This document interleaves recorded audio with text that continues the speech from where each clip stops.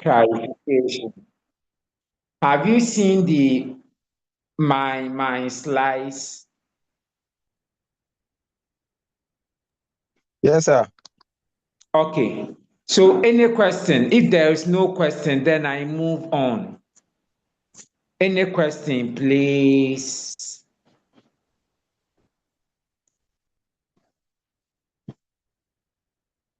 Okay, I can see there is no question, so we can move on.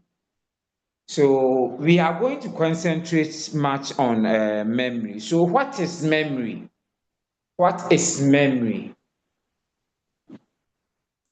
What is memory? Memory is the process of encoding, storing, and retrieval of information. The method of encoding, storing, and retrieval of information. Memory involves encoding, storing, and retrieval of information. Memory involves all the processes that goes on in grasping what we see around, in grasping what we hear others say. So memory involves everything that we do remember, involve the processes that we do remember. It's not that when you learn something, it doesn't take just a minute for everything to be stored in memory. It takes some processes. This processes is what is termed as memory. What is termed as memory? There are three processes of memory. There are three processes of memory. We have encoding, that's the first one. Storing, that's the second one. Retrieval, that is the third one. Remember, storing is the same as retention, memory retention. So we have three processes of memory. We have encoding, storing, and retrieval of information. So these are the three processes of memory: storing, encoding, and retrieval. So let me explain these three processes for you. What is encoding? Encoding involves converting information into a visual or auditory code. I repeat, encoding is the process of converting information into a meaningful code to be stored in memory. So when we see some things in the environment, what we do is that we need to give meaningful accounts by coding it. We can code it either in visual mode, we can make it in visual mode so that we can remember, or we can encode it in auditory mode. So memory encode things in only two types of mode. Even if we feel it, it needs to be converted to auditory or visual. Even if we sense it, it needs to be converted to visual or auditory. And visual information are encoded in iconic form or iconic code. Visual information are encoded in iconic form or iconic code, whilst auditory information is encoded in echoic code. I repeat, visual stored in iconic code, auditory stored in echoic code. So every information needs to be stored in one of these forms, either visual or auditory. Even if we sense something, it needs to be converted to auditory or visual form. Even if we feel something, it needs to be converted to auditory or auditory or visual form. And then visual form are converted into iconic code, whilst auditory form are converted into echoic code. When it is converted, memory needs to now hold that information for later use. The process of holding the information for some time is known as storage or retention. The process of holding the information is called storage or retention. Now, when the information is stored for a long time, it then needs to be retrieved. It then needs to be recovered from memory. And the process of recovering that information from memory, the process of accessing the information in memory is called retrieval. So these are the processes that memory goes through, and it passes through these three processes chronologically. It passes through echoic, then to storage, then to retrieval. Any question? Any question?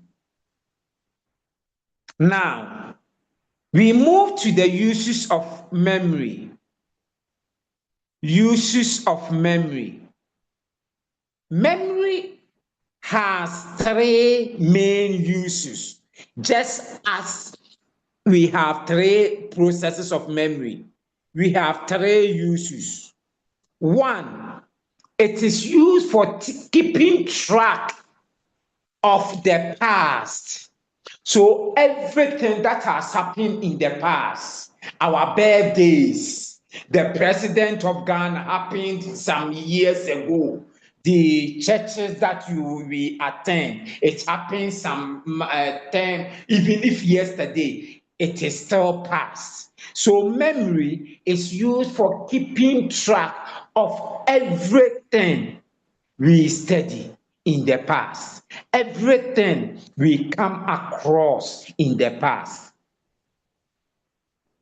Two, for remembering present activities. So all events that are happening presently, what we are learning now, memory will help us in remembering it. Three, for planning future activities. That is why we are able to plan that next year I want to do this. It's through the memory.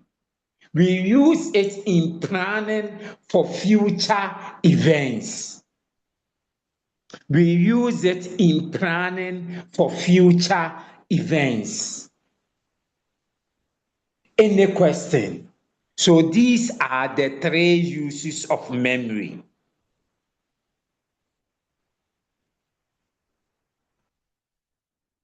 Okay, now, having finished with the uses of memory, we are now going to the ways in which we can improve memory.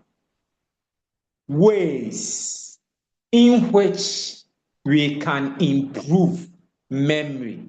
How can we improve memory? This is what we are going to learn. So you need to pay much attention to what we are coming to learn today. It will guide us in our learning. It will guide us, help us for us to retrieve those things that we have learned. Are you following? Yes, please. Yeah, yes, Doc. Is everything Yes, sir. good Yes, sir. with you? Yes, sir. Yes, sir. Yes, sir. Okay. I want everyone to follow. I want this thing to be, we want to make it so in a discussion form. So if you don't understand anything for today, you need to pay much attention. You need to understand it so that it will guide you in your learning, because I don't want anyone to lag behind. Okay, we are going to ways in which we can improve memory. Ways in which we can improve memory. The first way by which we can improve memory is through the first way by which you can improve your memory is through learning immediately after sleeping. I repeat, learning immediately after sleeping. That is the first way. You need to learn immediately after sleeping. Learn immediately after sleeping. I'm mentioning the various ways, then we come and explain them one after the other. So the first way is to learn immediately after sleeping. Second way is by engaging in warm-up learning. By engaging in warm-up learning. Third, by engaging in spaced repetition or repetition. Spaced repetition. Third, by engaging in active recall. Active recall. 4, 5, by engaging in interleaving. I will explain them. Interleaving. 6, elaboration. 7, chunking. By engaging in chunking. 8, by using multimodal learning or by engaging in multimodal learning. 9, by taking regular breaks. 10, by engaging in adequate sleep.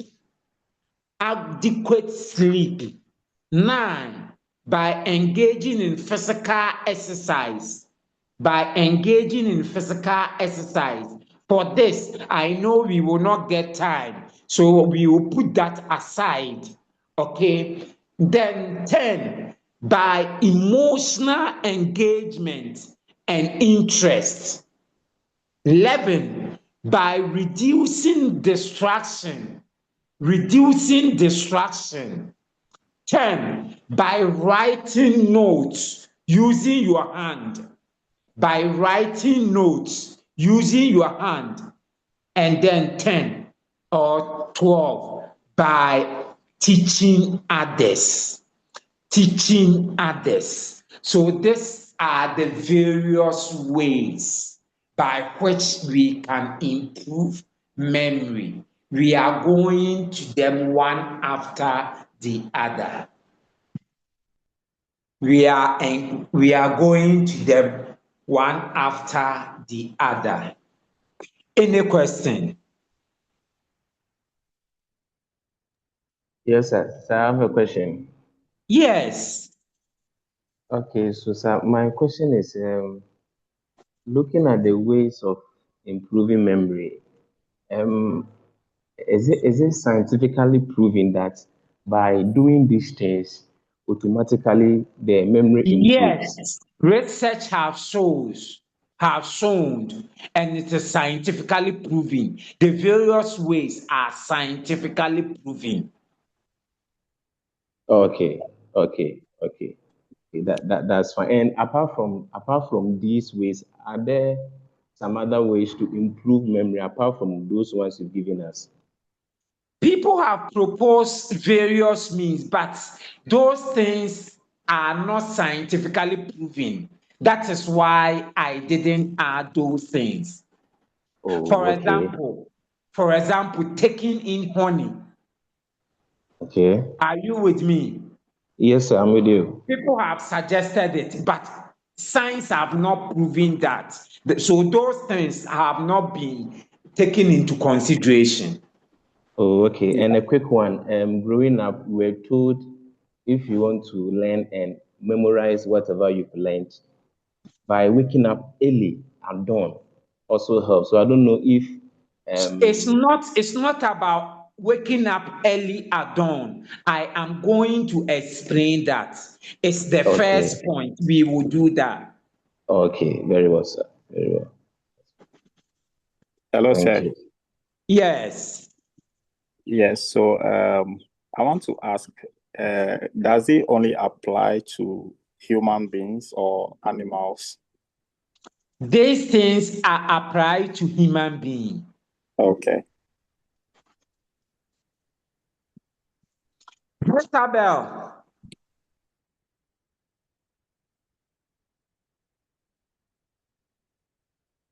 Christabel.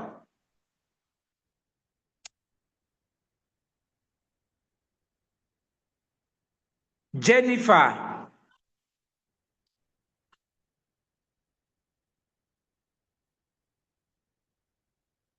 As for Apau, he has asked question. As for Abraham, he has asked question. Okay. Fellas.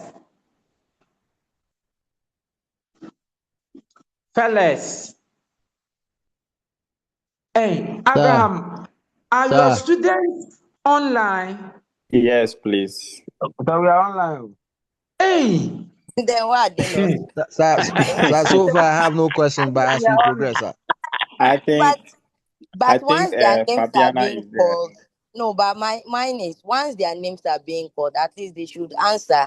And if they don't have anything to say, they should let Doc know, oh, I have nothing to say. They Then should listen to what Queen is saying.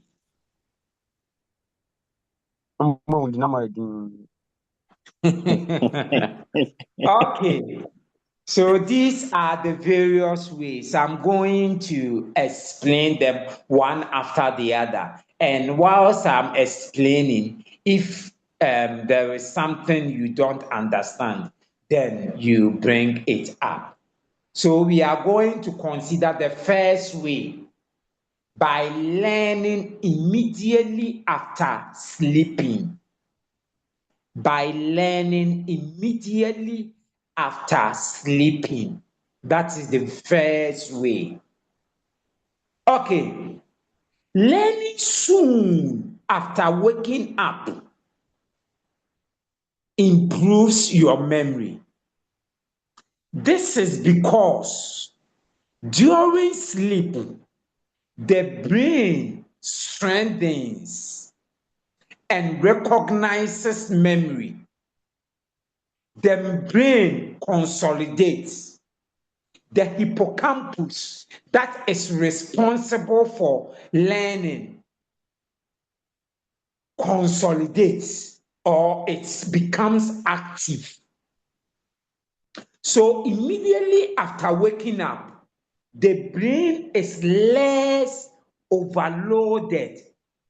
So attention is higher.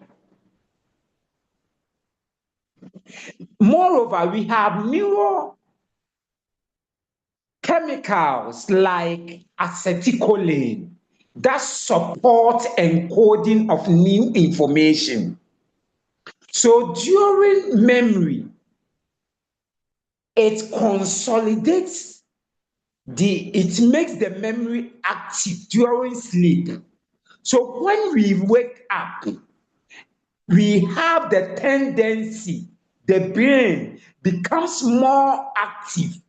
You can therefore be able to learn, and everything or much of the things may stick compared to compared to when we are not asleep. So that is why parents normally suggest that we should wake up in the at dawn and study. The reason is that it's not necessary waking up at dawn, but we believe that it is part of waking up or learning immediately after sleep. And moreover, when we wake up, we will have less activities to do, and the interference will not also be high. So that is why our parents normally ask us to wake up at dawn and study. But it's not necessarily waking up at dawn. It is waking up or studying immediately after waking up. Are you with me? Yes, sir. Yes, sir. So that is why we normally tell us to study at dawn, because at dawn, when we wake up, our memory is more active. The brain also strengthens, and we will be able to recognize a lot of things. Moreover, whilst when we are asleep, there are some chemicals that make the brain active. Example of the chemical is acetylcholine. It makes the brain active for us to learn. That is it. So during sleeping, our brain becomes a little bit faster and more accurate during sleep. That is all. Any question? Now, we are moving to the second one. Warm up learning. I explained the warm up learning to you last week, that we have two main types of learning. We have warm up learning and mass learning. Warm up learning involves learning in bits. Everything that you study, then you learn it. And warm up learning and mass learning involve learning everything at once. Research has shown that when we engage in warm-up learning, we will be able to increase memory for about 70 to 80%.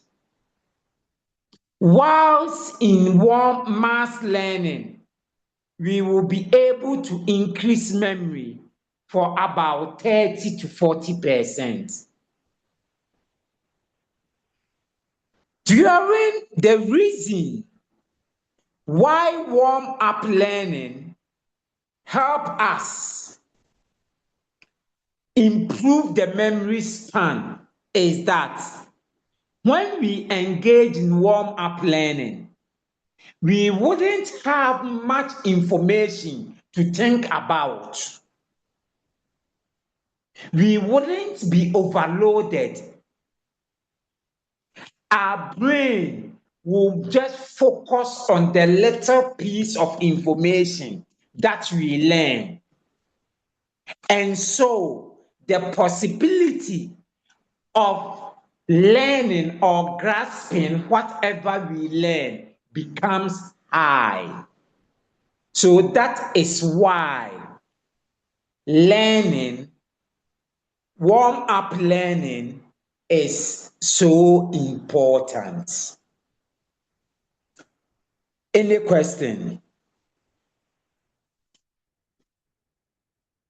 Now, let's go to the third way of improving memory by engaging in space repetition or space repetition. When we say space repetition, it means learning the same material over time. We also call it, we say that you are not engaging in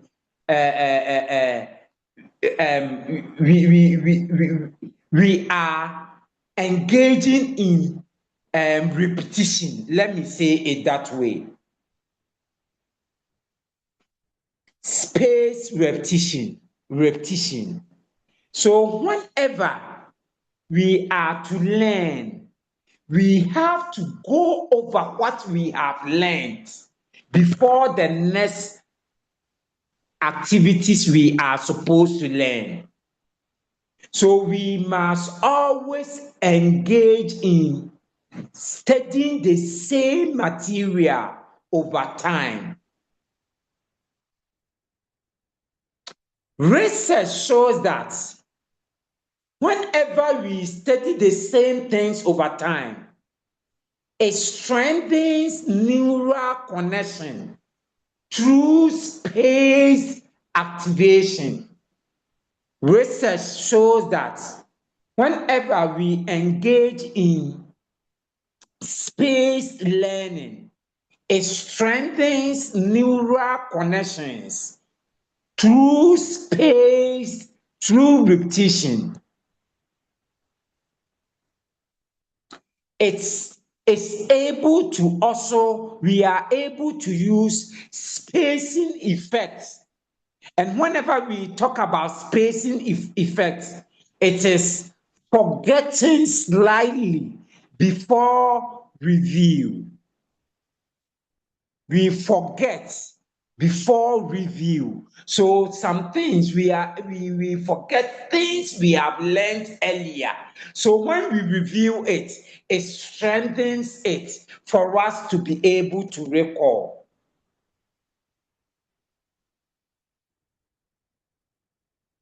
Are you with me? Yes, please. Yes, sir. Yes, sir. Yeah, with you, sir.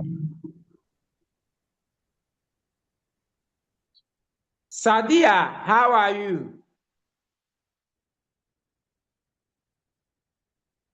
Sadia.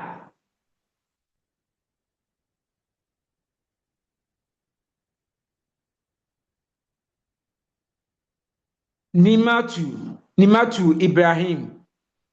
Yes, sir. We are also celebrating the Ramadan. Yes, sir. And so Ramadan, you should have brought us meat. I'll bring it.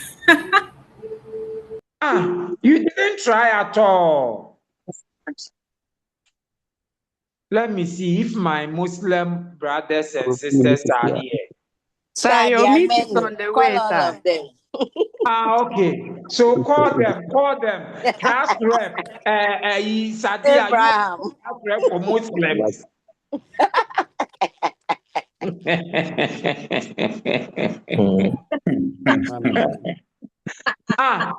me ask, Sorry, Abraham, won't you Kadasala. chew meat? Pardon? Won't you chew the meat? It depends on the kind of meat. Chicken. Chicken. Chopper. Yeah. Yes. And how? And how? I'm swallowing saliva. Hey. How don't you like chicken?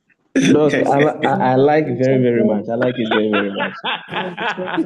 We are waiting for you, Sadia. Okay, sir.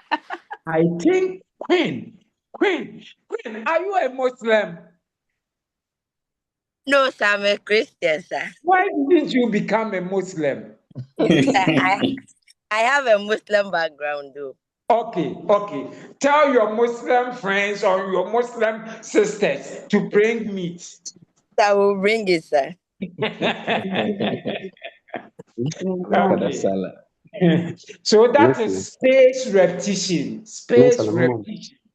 Now, we are moving to the fourth way by which our memory can be active, by engaging in active recall. That is by testing yourself. By testing yourself. One thing that we normally do is that we don't test ourselves when we learn something. We think that it has stuck, so there is no way that we are going to forget. No, we must always test ourselves. So instead of rereading, you can retrieve information from memory by testing yourself.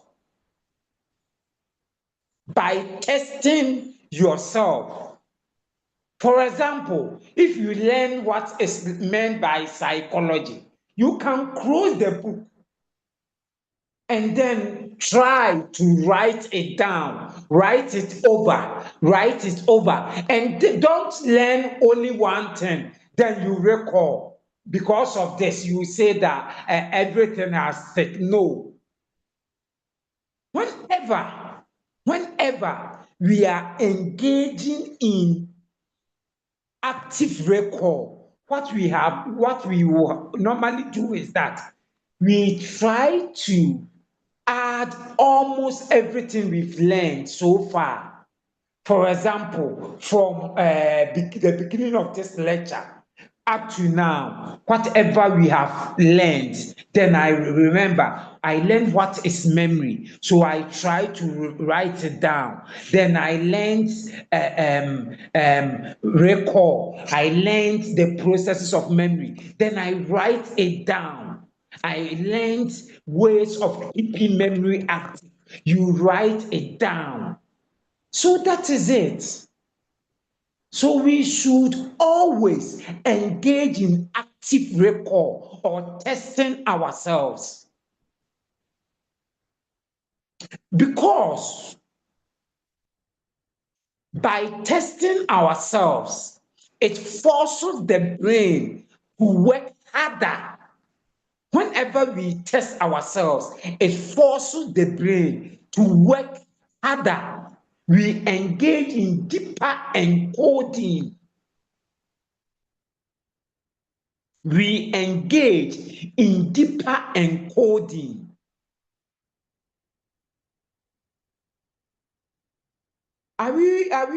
Is something going? Are you learning something? Yes, please. Yes, sir. Yes, sir. Yes, Doc. Please, we should also put some of these things in practice. Please, I beg you, because I want everyone memory to be active.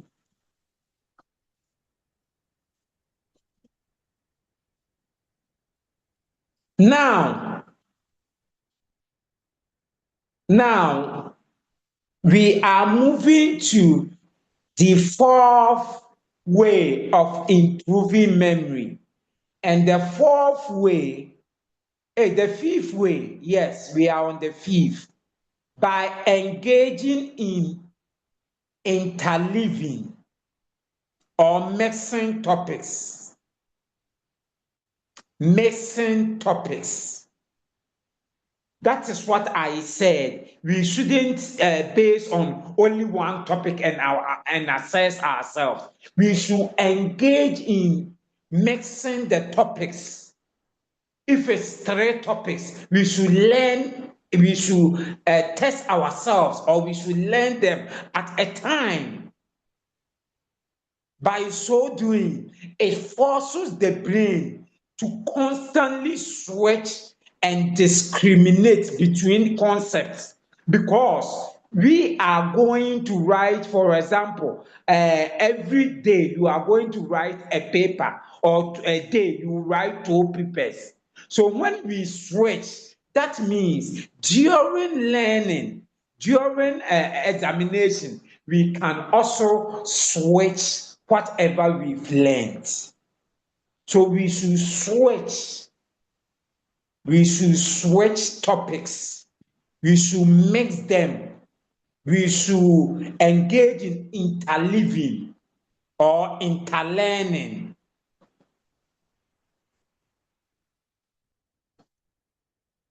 Are you with me? Yes, sir. Yes, sir. Yes, sir. Now, 6.1. By elaboration, that is explaining in your own words. By elaboration, that is explaining in your own words. One thing that I should caution you is that whilst learning, we try to chew whatever the lecturer has said. No. We need to elaborate them. We need to explain it in our own words. We need to explain certain concepts into simpler forms. By so doing, it connects new information to the existing knowledge that already exists in our brain. So when we try to elaborate it, we will connect dots. We will connect new things into the existing knowledge, relevant previous knowledge.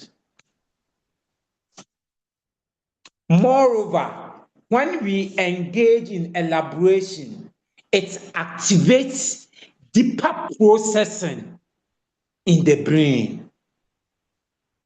It activates deeper processing in the brain. Any question?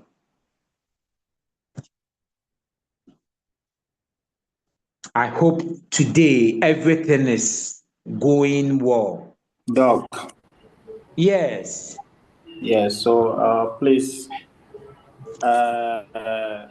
okay, let me say this one is something I've realized personal. Let's say I'm reading a novel or a Christian novel, and then I get tired at a point, and I put that book down. And then I pick another book to read. It's like the mind open again to, I don't know, it reboosts itself to read something new. I'm not getting you. Yes. When So you are learning a novel and you put it down. let's say I have three novels. Uh-huh. I'm reading one and I get tired. Uh-huh. When I put that one down and I pick another one, Uh-huh. it's like the mind opens up again to read something new. Uh-huh. So that tiredness for the first book, like, is gone. we are going to go to it. It is Okay. not that the mind is tired, but Okay. it's based on our interest. Okay. Probably the new thing that you pick, you have more interest in it. Okay. We are coming to learn it. It's here. It's among the points. Okay. Okay. Now let's go to the seventh point. Chunking. This is it. Chunking. Chunk.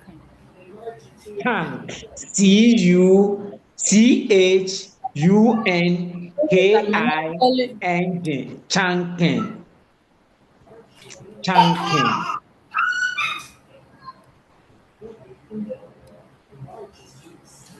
Okay. Now, what is chunking? Chunking is the method of breaking information into smaller bits. Breaking information, breaking some things into smaller bits. Using meaningful things to represent a large things. That is known as chunking. So in chunking, probably, whilst we are learning, then we will go into chunking. We have a topic in memory. It is known as chunking. We will go into chunking. So when we read there, we are going to go into the methods by which we can chunk. We are going to learn that. But chunking involves breaking large information into smaller units. Large information into smaller units. So when we chunk, when things are large, when they are many, we have ways by which we can break it down into smaller units. Some people even use abbreviations in learning. For example, when we say my very eyes may just see under 9 planets, my, that is Mercury, very, Venus. So that is what is meant by chunking, breaking large information into smaller units. So whenever the informations are large, we have methods of breaking them down into smaller units for us to be able to remember. By chunking, we tend to group information into meaningful patterns. During chunking, we group information into meaningful patterns, which help us to remember. The information becomes meaningful. It becomes meaningful. So we will be able to remember those informations.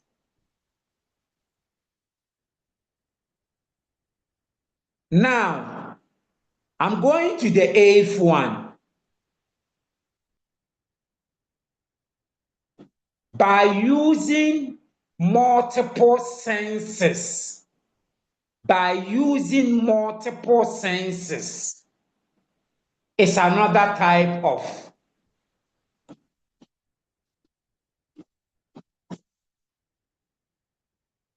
it's another way of improving memory. By using multiple senses. That is learning through reading, writing, seeing, etc., etc. So we should using drawing, you by listening, by writing, by reading. That is it. We should use multiple senses. So during the exams, if what we read, we tend to forget, what we will listen probably may help us in remembering the information. whenever we forget things we've read, probably we can remember things that we have drawn, or things that we have listened to, or things that we have written. So we should use multiple senses. That is through reading, through writing, through speaking, through drawing, through listening, etc., etc. By using this, it activates different brain areas. Moreover, it creates multiple memory pathway. It creates multiple memory pathway. Any question?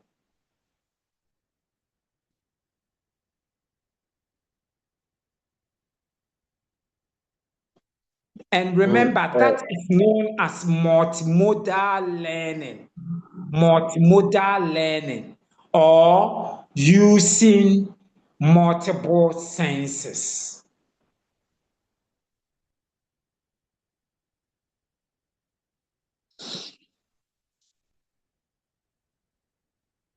Any question? Now, let's go to 9th point. So we finished with the 8th point. Let's go to the 9th point.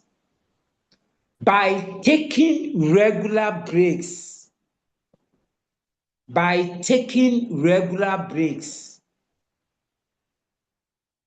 whenever we are learning and we are tired, we should take break. We should exercise, or we should excuse ourselves and do something that interests us. For let me explain this to you. Everybody likes his favorite activity. So whenever you are learning, for example, whenever you are learning maths, because maths you don't have much interest, and whenever we don't have much interest in certain things, we become tired easily whenever we are learning. So we need to take regular break and then engage in the activity what we prefer most. Me, for example, whenever I'm learning something, I take regular breaks by calculating, by doing mathematics, because that is what my interest is in. So I take break in doing my mathematics, in calculating something. For example, nowadays I remember SHS things. I take the amounts. I have a Kiola here. I take it, I read it, or I calculate it. It also keep your memory active. Are you with me? Yes, Yes, doctor. Yes, Doc. So we must always take regular break. It is more known as Pomodoro technique. Pomodoro technique. Taking regular breaks is known as Pomodoro techniques. So let me write it here.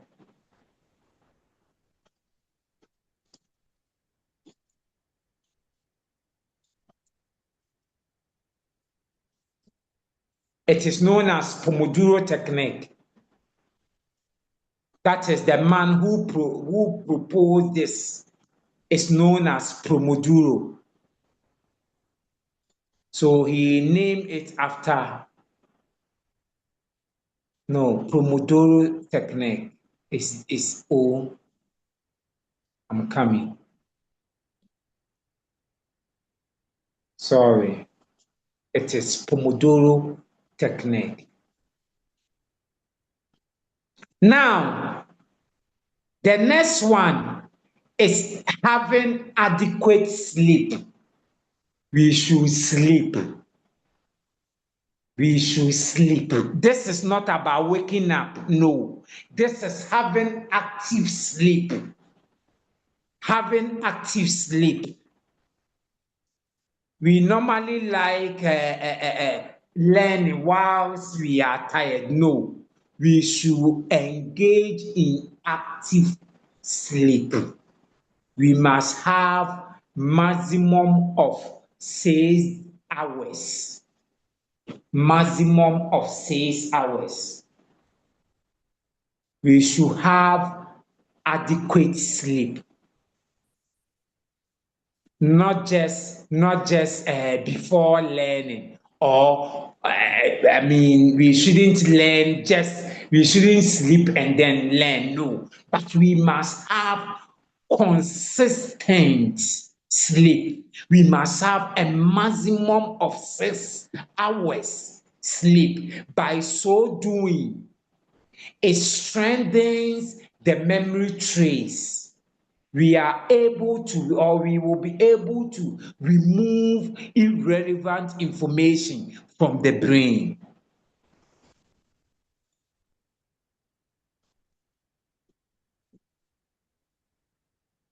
Are we okay there? Yes, sir. Yes, Doc.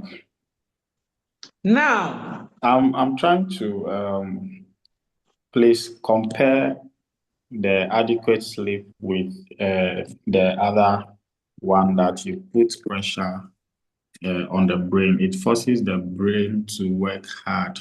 That is active recall. So okay.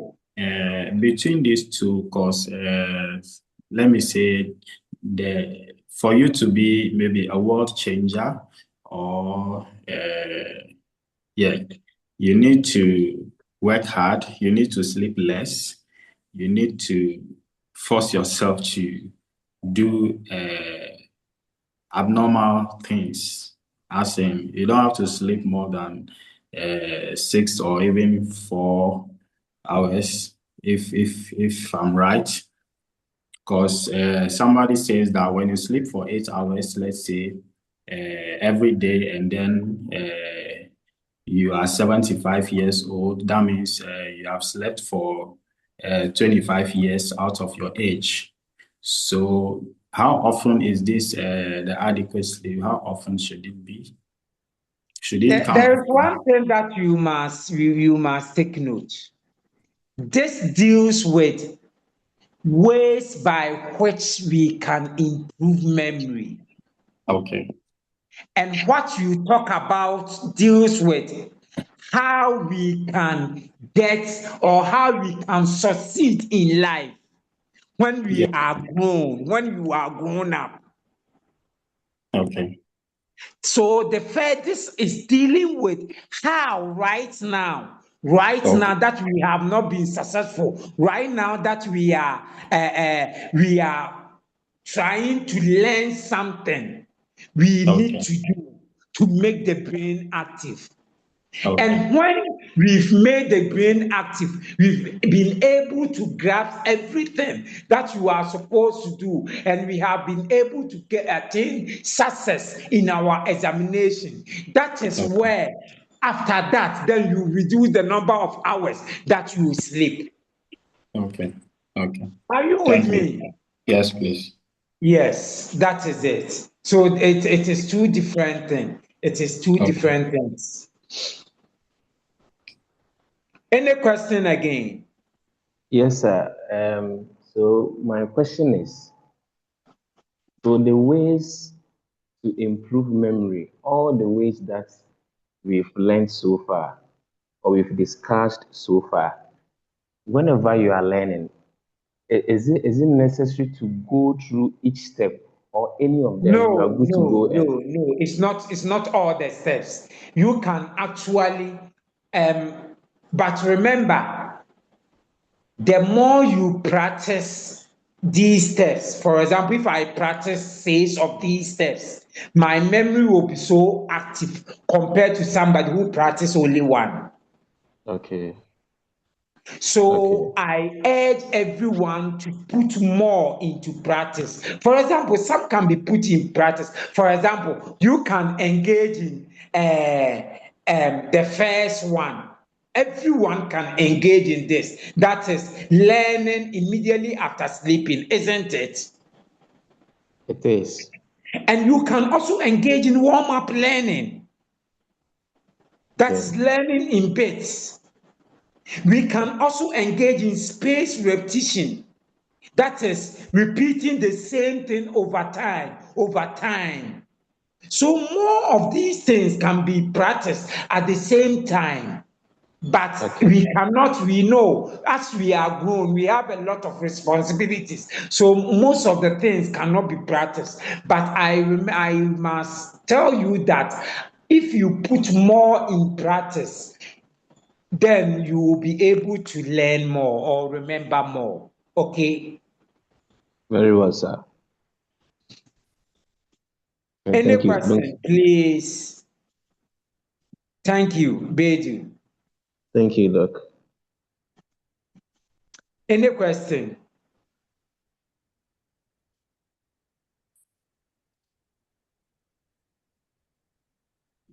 Now, let's move to the next point that is known as the 10th point. The 10th point, we have finished with the 10th point, that is active sleep. You must engage in sleep. Very important, please. The sleep is very important. The adequate sleep is very, very important. If you want to sharpen our brain, that is the 10th point. Adequate sleep is very, very important. Now, 11th, physical exercise. I know most of us, for example, as we have a lot of responsibilities, we cannot engage in this type of learning. We agree that we cannot do this. But that doesn't mean that we cannot engage in the other types of sleep, the other types of having active memory. So we cannot engage in physical exercise. Most of us, even the police people, they don't even have physical exercise. What about us? Instead of the security personnel who have physical exercise, if not the gun that they are using, they cannot come to my house and arrest me. I will beat them. But because of this gun,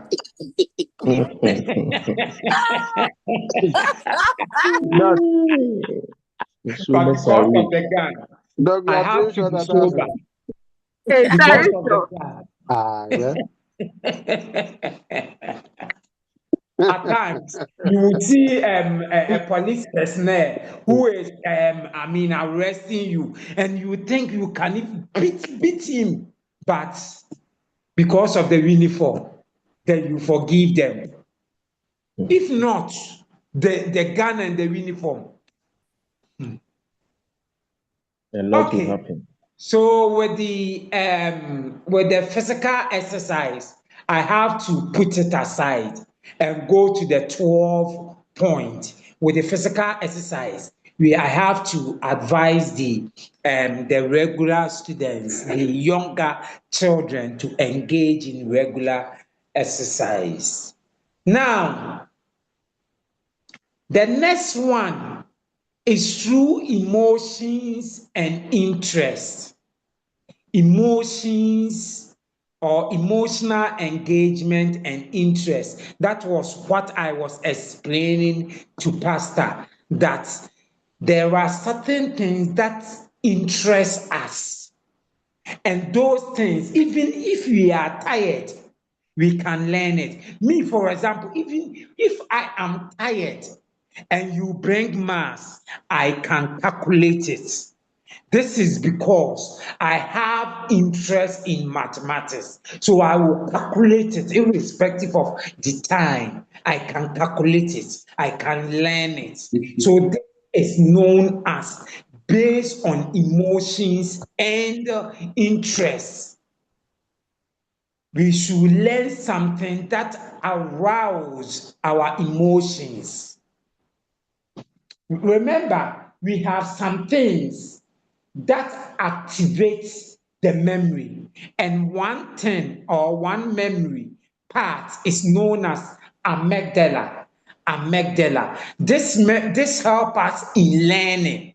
Amygdala help us in learning. So when we do certain things that arouse our emotions, it activates this amygdala, and so it enhances memory encoding. Moreover, we have a lot of enzyme. One of them is known as dopamine.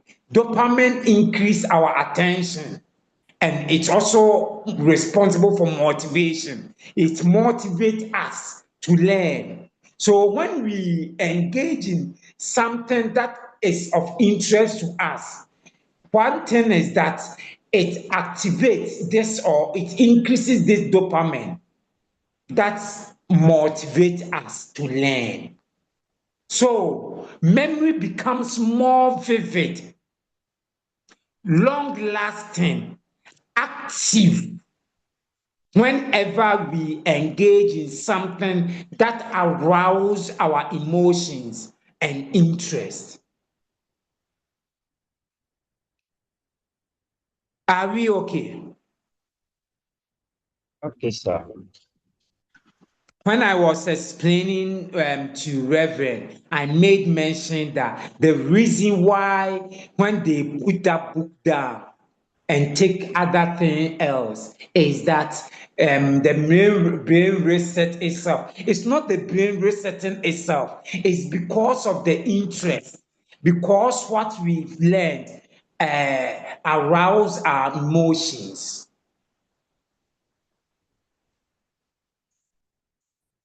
Now, this one everybody know. We should reduce distraction. We should reduce distraction. When you are learning and your kids are distracting whatever you are learning, you cannot, or it cannot stick in mind. So we should be able to reduce distraction whenever we are learning, and then we tend to be distracted. We cannot be active in learning. So everyone knows this. And remember, during distraction prevents cognitive overload. It increases cognitive overload. So whenever we reduce it, it reduces cognitive overload, and it helps us to concentrate better in whatever we are learning. 14, we should engage in writing notes. We should engage in writing notes with our hands. Please, we should always engage in writing notes with our hands. Whatever we are learning, we must be able to write notes with our hands. We should be able to write whatever we are learning with our hands. We should be able to write notes. Now, I go to the last one. Now, let me explain it. The reason why we should write notes with our hands is that it forces deeper thinking. Whenever you are writing, it forces deeper thinking.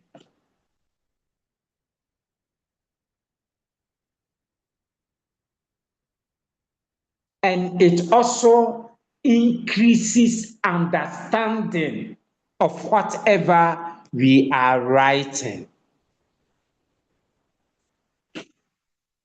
Now, the last but most important is teaching others. Teaching others. We should always teach others. We should always teach others. It is very important. We must always teach others. By so doing, we will be able to remember things, and it will force our memory to be active. It will force us to remember a lot of things. So one of the things, and very important, is to always teach others. We must always engage in teaching others.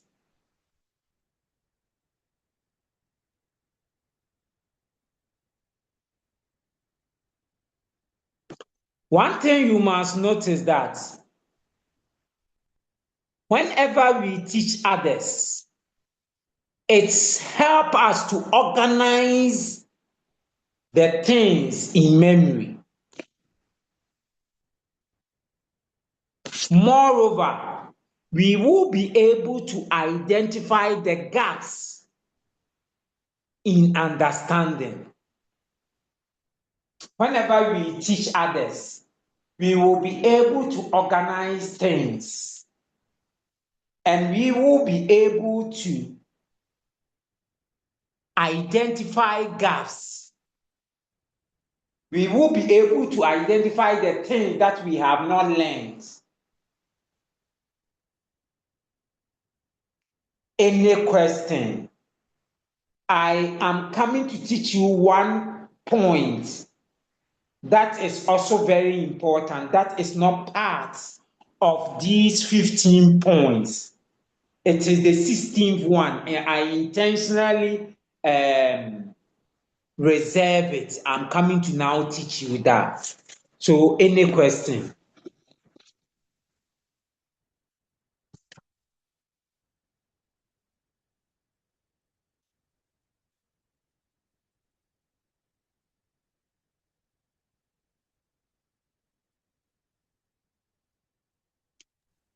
Hello, sir. Yes. Yeah, so okay, I'm just putting it across to see maybe it may be in line, maybe not. They always say that anytime you say that I can do something, the brain like opens up for possibilities of how you go about it. But the moment you say I cannot, then the brain shuts down. Yes, that is known as learned helplessness. Okay.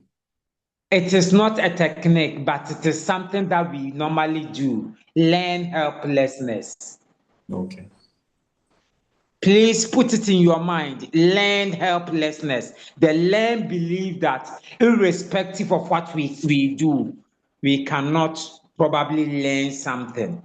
It's known as learned helplessness. No. Thank you.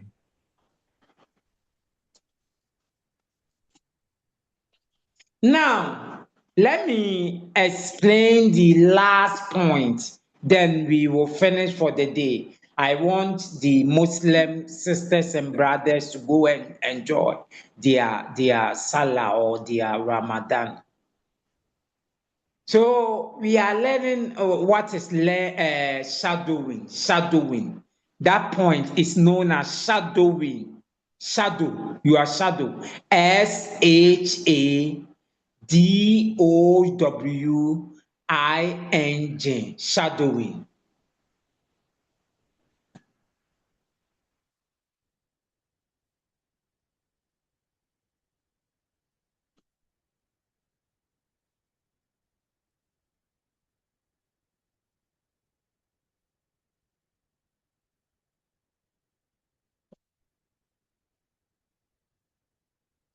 Shadowing.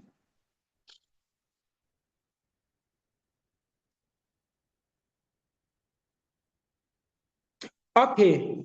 Shadowing involve repeating aloud. Repeating aloud. Learning everything by repeating with your mouth aloud for others to hear. Repeating it.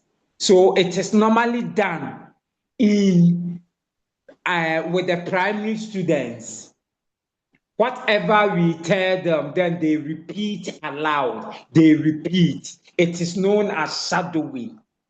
Repeating everything aloud with your mouth. And by so doing, the memory become active. It activates the dopamine system in our brain. And we will be able to remember. Shadowing means repeating aloud. Repeating aloud.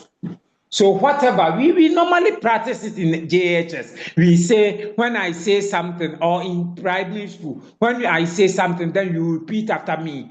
And then we say a lion, then you also say a lion. So you repeat aloud. So if you want your memory to be active, you have to repeat aloud. It forces you to be active, to concentrate on the information. I am done. Any question? Please, I want to ask two things. Yeah. One is it's something that I think I came across some time ago. When you sleep in darkness, it also affects the brain, I think positive wise or something. I just want to be sure. We are going to learn. It's some things that we have to learn. We are learning when we sleep, even sleep and thinking about what you are learning, learning emotional events. We are going to learn that. We are learning everything that will come in this thing. We are learning it. We will concentrate on that. Okay. So the second one is when maybe let's say you meet as husband and wife, the brain releases a certain fluid that have also a positive effect on the brain or something. No, this one, no scientific, there is no scientific proof on that. Okay.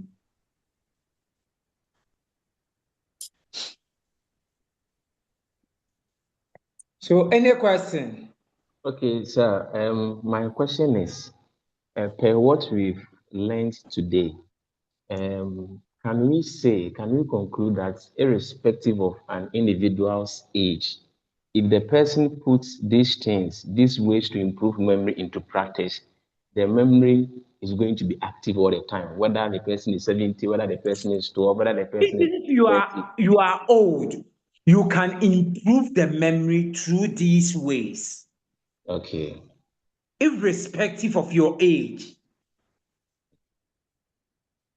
If it's not due to sickness and your brain is active, you can improve memory through this. Okay. Okay. Right. Understood, Doc. Okay.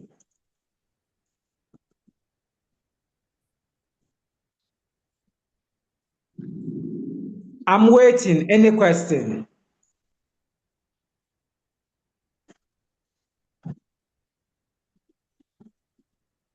Now, let me explain what Reverend asks us.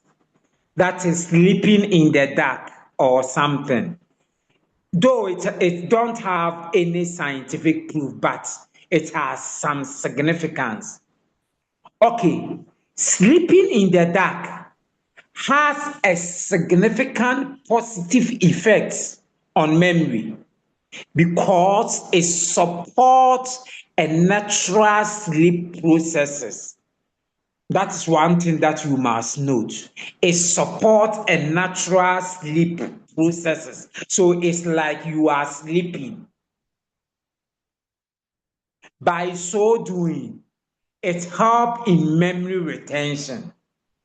Moreover, sleeping stimulates production of melatonin. Melatonin is one of the types of enzyme that is responsible for one of the type of hormone that is responsible for the memory to be active. So whenever we sleep in the dark, it produces a lot of melatonin. That is a hormone that regulates the sleep working cycle. So when melatonin level are high, the body is able to enter deeper and more elaborative stage. So whenever you sleep in the dark, whenever you sleep while the lights are on, the brain will organize itself. It's like your memory will have nothing to think about. So your memory will not be overloaded. You will be able to produce, or you will be able to reproduce a lot of melatonin that is responsible for memory to engage in active learning and retention. Are you with me, Reverend? Yes, Doc. So that is it. I have explained the sleeping in the darkness. Okay, please. Thank you very much. You are welcome.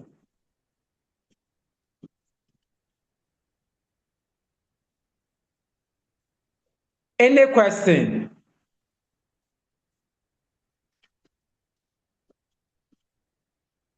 Any question? Okay. On this note, Reverend, where are my assignments? A lot of you have not submitted the assignment. All right. So we got I think we forwarded through the LMS or email. So some are yet to forward it, and then also others also had problem with fixing their Outlook account. Hey, So Reverend, hey, Reverend, hey, Reverend, hey, Reverend, please, Abba, fixing your Outlook is different from sending me the mail. You can use your personal mail, Reverend, okay, Reverend, so Abba. the information that went across was we should use the student. Yes. If you are not able to send it as a result of probably not getting your Outlook account, then you should send me with your main email and tell me that you have a problem with your Outlook account. Okay, please. Irreverent. Doctor. Irreverent. Irreverent.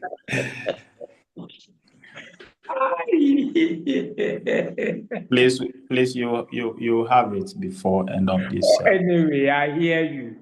I Yes, hear please. you. Because you've not paid attention to that assignment, I'll bring only that essay in the exams. I will bring only one essay compulsory in the exams. And you are to write 3 pages. But you know now, you know how I do my things. Last week I Yes, told you you. mentioned that last time. Yes. Yes. Anyway, any question? On this note, we will continue next week with memory. And if we have Thank you very another much, Doc. We really extra appreciate day of learning, I will teach you another thing. So we have 2 weeks. We have 2 weeks to teach you, and then I will be done. So on this note, I wish you all the best, and may God be with you. Have a nice day. Amen. Amen, Doc. Amen. Thank you so much. Amen. I think our Muslim brothers and sisters are working on some philosophy for you. So Yeah. bring us our meat. Yeah. Muslim brothers and sisters, bring us our meat. Okay, sir, Bring we'll us bring it. our meat. It's keeping long. Yes. Let me mention your names. Yakubu Musa. Sir, Where is our meat? so we are organizing it. We'll bring it.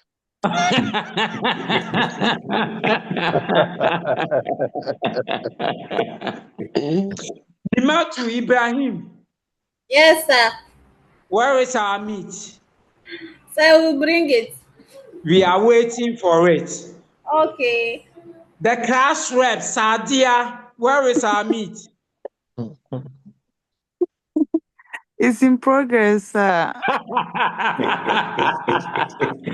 On this note, I wish you all the best. You meet next week, okay? Thank you. Thank you. Thank Sir, you. please, sir. after the class, I'm calling you immediately. Okay. Call me after this. Just Okay, call, sir. okay? Okay, Thank sir. you. All right, sir.